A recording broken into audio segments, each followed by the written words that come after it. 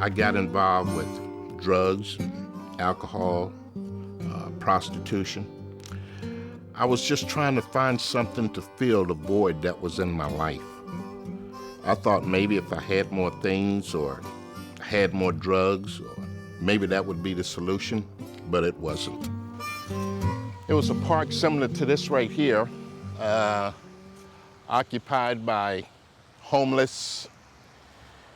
And I remember that Saturday morning, I had got up early, took a couple of hits of acid, tooted some coke, and I went for a walk in that county park in Battle Creek, Michigan. Here I was, a reject from the military. My third wife done walked out on me, and I just felt there's nothing else left but to commit suicide. But then there were some men in the park that day. They was witnessing to the homeless, and they were giving them these little testaments. And one of them came up to me, had a big smile on his face, and he said, "Do you know Jesus?"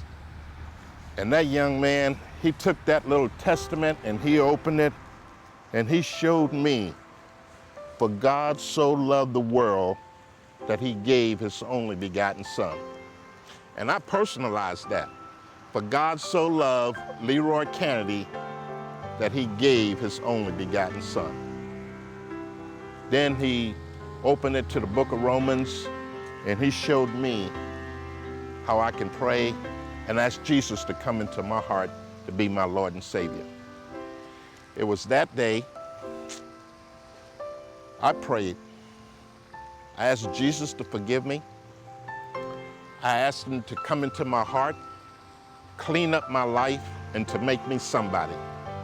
And the Lord heard that prayer, and the Lord answered that prayer. And I want you to know I was instantly healed from my dependency of drugs. And the rehab centers didn't do it, but when I asked Jesus to come into my life was cleaned up, and I was clear-headed of the drugs. And you know, for the first time, that void that I had been carrying around all of my life, all of a sudden I felt like a new person. I felt whole, I felt complete.